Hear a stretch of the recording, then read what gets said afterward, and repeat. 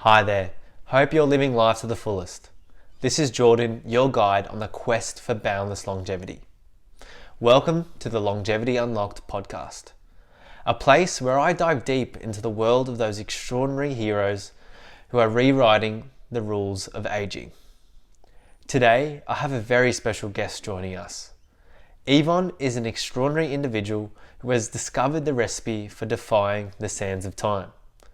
I'll be diving deep into her captivating journey and uncovering the secrets that keep her active, independent, and bursting with life. Trust me, everyone, this is a conversation you won't want to miss. So thank you again for Yvonne for joining us. And to our listeners, please don't forget to hit that subscribe button so you never miss an episode of Longevity Unlocked. So let's get into it. Welcome, Yvonne, onto the podcast. Thank you for, carving out some time to speak with me. But I guess let's get straight into it. I want to know a little bit more about your background and kind of your upbringing, and if anything kind of sticks out for you.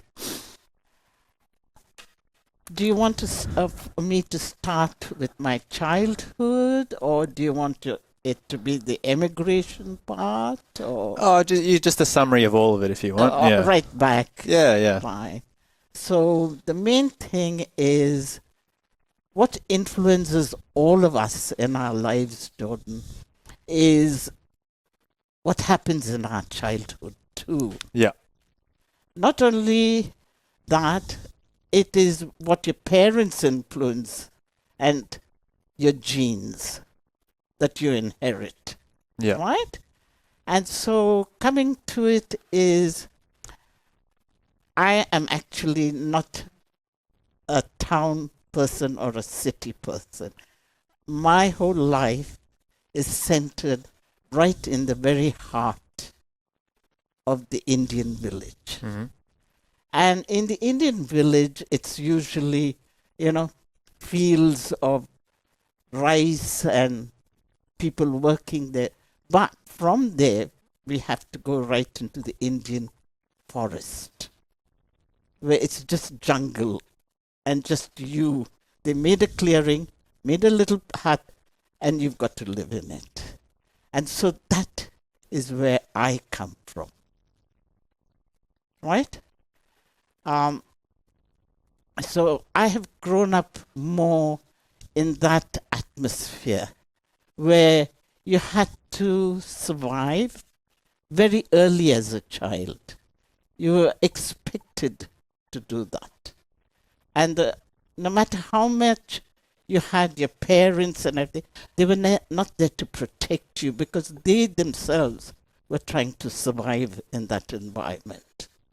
So very quickly, you learned that if you fell or you did something, that you needed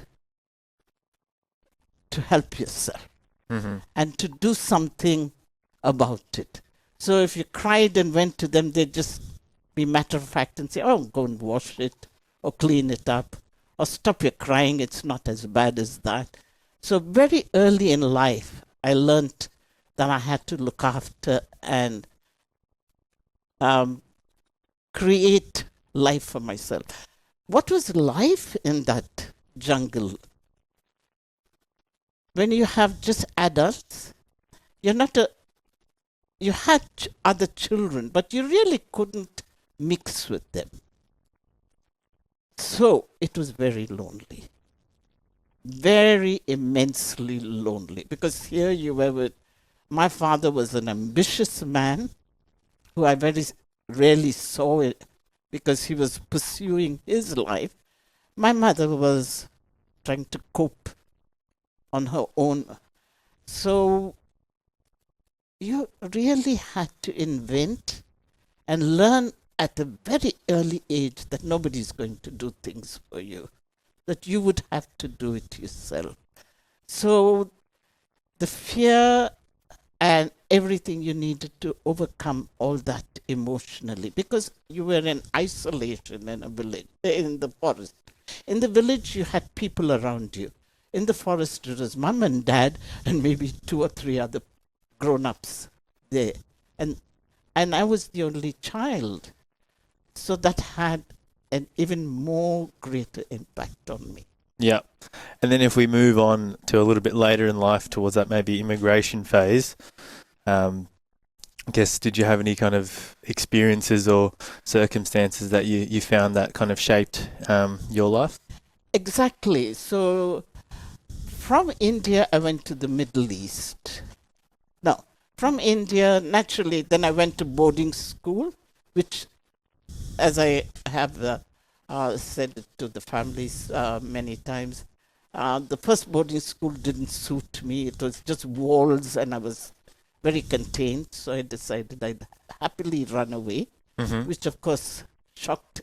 I didn't realize the impact at the age of 8 or 9 that it would have on the people around me. But I don't think I was expected to.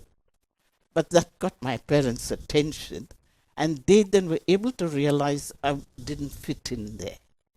And I think it's so important that you do strive and seek that, especially in Australia, we have so many opportunities and variances that you can tap into where you can fit in. You don't need to go for just one, like bingo or movies, or you can go. There are several things that we can all fit in no matter what age we are in. Right, so then we move on, and having got there, they decided to put me into another boarding school in the hills. I'm just giving you an idea how life shaped up for me. So having gone into the hills, 135 acres, and we had the freedom to roam. Everything was spread out. So I didn't feel contained, and I didn't realize at that time that that was going to be something that I would have to deal with all my life. The feeling of being hedged in, that I needed to free myself. I loved it. They shaped my life. But basically, I think is the people around you need to zero in on you and bring out what's the best out of you, rather than making you just a herd moving in one direction. So I was very lucky. They picked on my talent, brought it out, and I started to feel important. I started to feel I could contribute in life. And that developed my personality. So having finished that, I meet my husband. I finished school. I come to my parents, again, and then I meet my husband, and we went to the Middle East. And there we met. It was very interesting. When you marry in India, as I'm sure it was in Australia, the women needed to fill a certain role in life. And the man went out to work, and she was there to look after the whole thing. But when I went to the Middle East, I was shocked and surprised that they were more progressive. And the women were working, and the roles were interchanging. That is, the women would work, the men, if they were off, would cook or clean the house. And so that started to free and liberate one's mind. And then you lived with Arabs, a totally different culture, and you had to know their norms, and you had to respect them, and try and survive in that environment, because it was very Muslim. And so you needed to know your dress sense, how you behaved, and you had to fit in. But that wasn't difficult because you were there. Yeah. Then after that, we decided that we'll just come to Australia. And coming to Australia, I must say, in the period of 1972, 74, was challenging. Totally and absolutely challenging, because the White Australia policy had just lifted. And having colored migrants coming here, you have to look at life from both sides, from their point of view, plus your point of view. You've arrived here, and you're the strange little person, and they are looking at you and thinking, is this what I have to confront? And so you have two people trying to adjust, and I'll give you a very good example. I came to Australia and I loved it. I just loved that freedom again, that thing of being in a village, forest, freedom. And so I decided to adopt the way of life here. So I got into my shorts, my thongs, took kids to the beach, and just around the corner came this Holden van or car.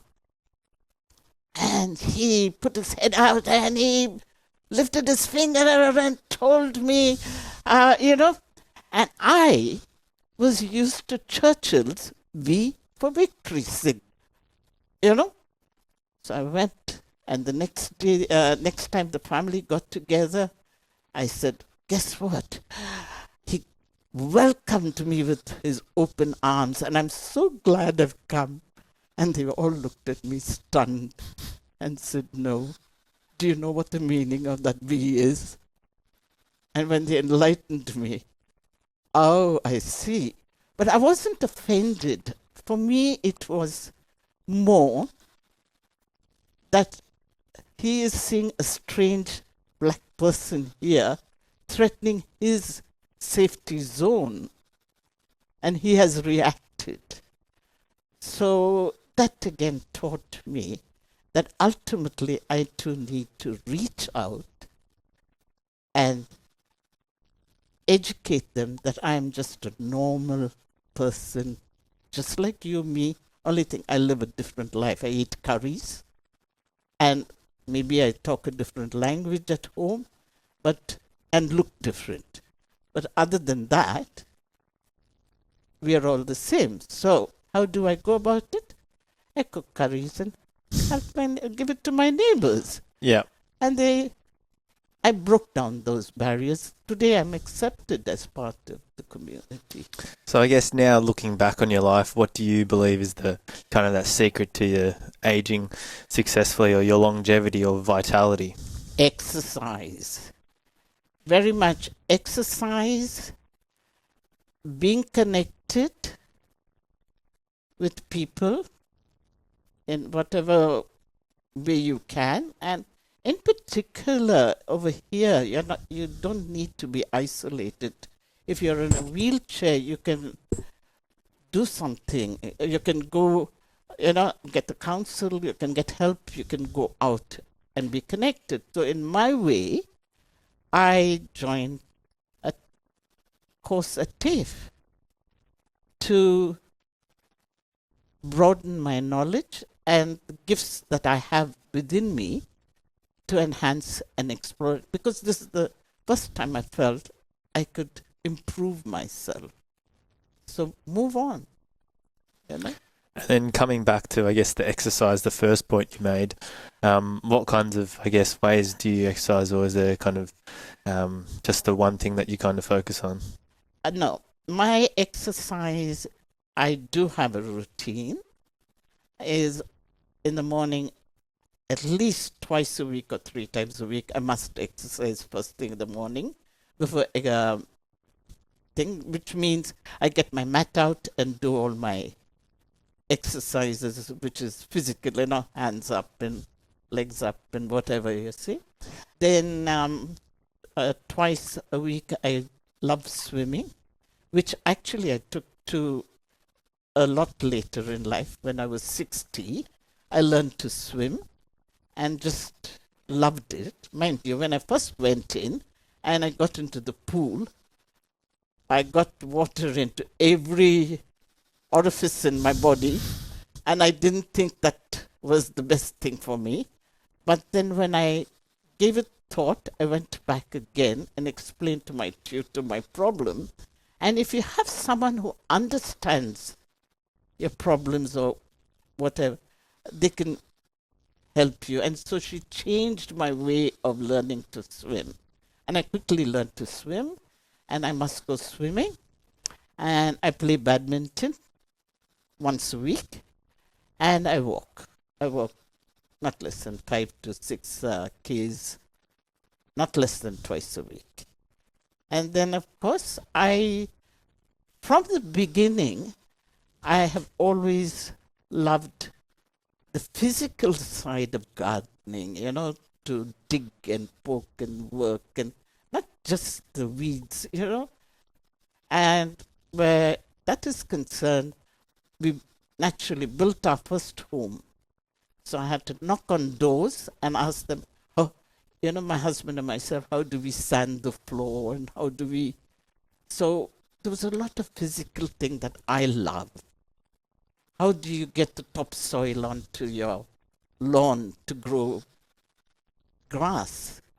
All these things were new to me. But by connecting with people, I was able to benefit from that. They were able to teach me and my husband how to go about it. So I'm very into physical exercise. Diet in moderation, not extreme, to have a balanced diet. Just watch what you're eating. Avoid what you think is not good. And again, going back to the village, we didn't eat meat in the village or anything, so it was vegetarian. But we were taught how to combine those foods like dal and, potato and things, or greens, which was rich in iron and things like that. So we were able to combine that to give us that nutrition we needed. So I've carried that with me. Mind you, I eat meat now, but not as much. It's in the background, but mainly I have a vegetarian diet. And I guess what would your sweet treat or kind of... Yes. What I do is the whole week, I'm not avid on it, but I will watch what I'm eating, right? But Saturday and Sunday, oh boy, I make up for it. Whatever it is, whatever craving. Sometimes I'm lucky that my body craves something, and I might have a chocolate, but I won't eat the whole bar. I'll eat about 2 or 3 pieces, and that knocks the craving out. Or I might have a cake, or go out with the girls. When I'm out, I don't like to make them conscious that I am on I call it a controlled diet. It's not a diet. So I'll eat whatever is available. Cakes, anything, sweets, just get it in and enjoy it. Yeah.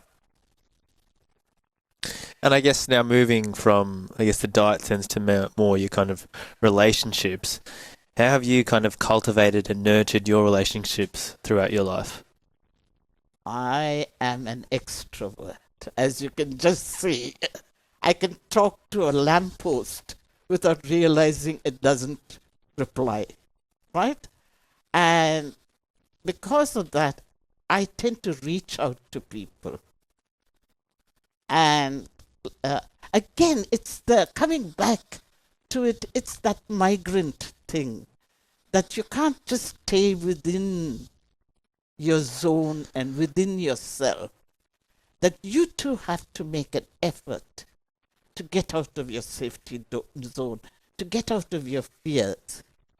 So when you reach out to people, first of all, when you reach out, you quickly realize that you're either going to connect with them, we've got maybe similarities, or they might have things in their personality that challenges me to think life differently and to look at life differently. But if those things are on the same plane, I then nurture it, make the person feel welcome and wanted, and that they are contributing to my life. And I'm hoping my outspoken, wayward way is giving them something too. So then once we connect, I seem to have very long relationships. I've got my friends who are 55 years, we are friends. We've had our disagreements, but we are still there. All my neighbors here, the same philosophy is reach out, have a chat, and I'm friends with them for 25 years. We go for lunches every 3 months.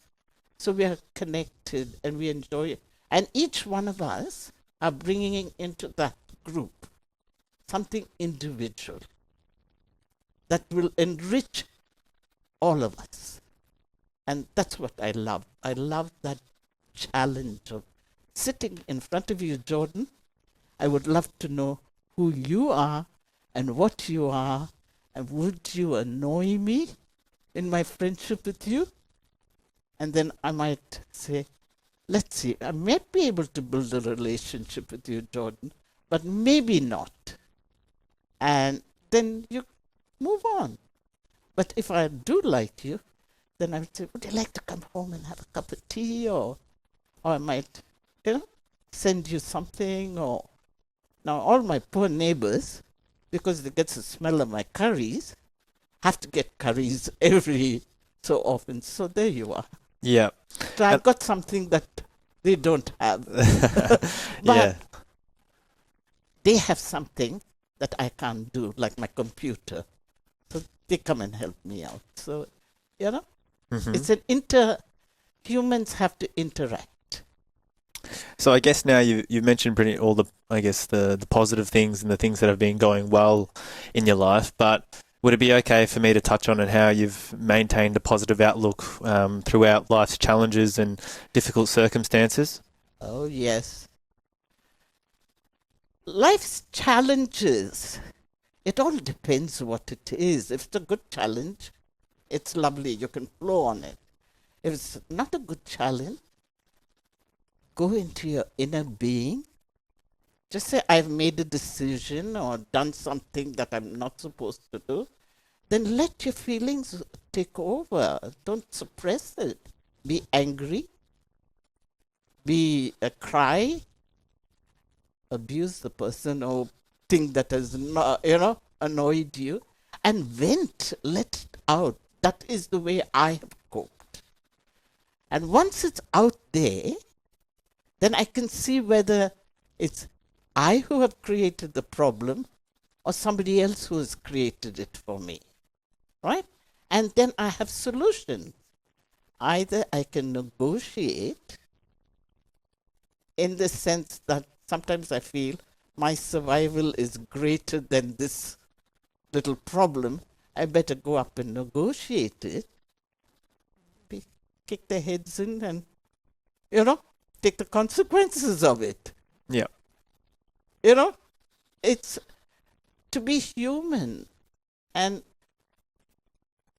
as I've said, when my husband passed away, the emotions that go through you, I've let it out, I've cried, I've, did it more openly, and I felt, and I think that's more an Indian thing too, that you can go in India, if somebody passed away, you went, and every person who walked in, you recounted the person's life and had a good old cry, and you got over it quickly. But by keeping it within you, nobody else knows what you suffer. So let the world know it. And there's always someone who might come out and help you. So that's the way I look at it. That the wrong things, anything, even if somebody dumps. I had my neighbors here. I'll give you a good example. Yeah. And they had 6 cars between them. And I'm fine. Respect your neighbors. But I found that they were not respecting me. They were blocking my way of coming in and going. I spoke to them and I spoke to them. So one day, and they didn't listen. So one day I went and knocked on their door and told them their life story and told them what I'd do if their cars didn't give me space to reverse. So that I'm human. Yeah. And that's my human reaction. And there's nothing wrong in it. So long as you don't hurt anybody, there's nothing wrong with it. Yeah, so the kind of main points that you mentioned was kind of speaking to someone about it, getting it out of yourself instead of keeping it in, Absolutely. and then that will allow you to kind of see who's, I guess, not at fault, but who's can kind of work through this. Is it me? Is it someone else? And even if it is someone else, just do what you can and try and, I guess, forgive him in a way. I find the word forgive to me is, I'm spiritual, not religious. So I find forgive is what is God does that. As a human being, I negotiate. Yeah, that's And if I can't negotiate, then I can retreat yeah. and just accept that I can't change the world to suit me. Right? Yeah. Or I might have to accommodate or whatever, So that's the way I look at it, you see. No, thanks for that. And I guess I'd like to end with the final question, which I'd like to ask anyone who comes onto the podcast, and that's in your opinion, what's the most important, I guess, ingredient for a successful life or aging successfully? Aging successfully, a successful life. What is the meaning of success? To me, the meaning of success is to pursue what you are good at. So if you want to sweep the roads and you can do a perfect job of it, that's your success. And if you want to be a nuclear scientist and you want to get the rocket to the moon, that's his success. So success is to push yourself to your full potential. Whatever you have, each of us have something in us, no matter what, to recognize it. Sometimes people are caught up with everything around us that we don't recognize it and to pursue it. And that is success. The aging process is accepting it, and I must admit, aging has just been a part of a journey in life. And I look at aging as seasons: spring, summer, autumn, the leaves fall, winter, but there is still rejuvenation at the end of it. So that rejuvenation is hope that a new leaf will come and a new life will start. But personally, aging for me has not been a big issue because I don't seem to have acquired the aches and pains and the slow down mentally, physically, and emotionally that others have around me.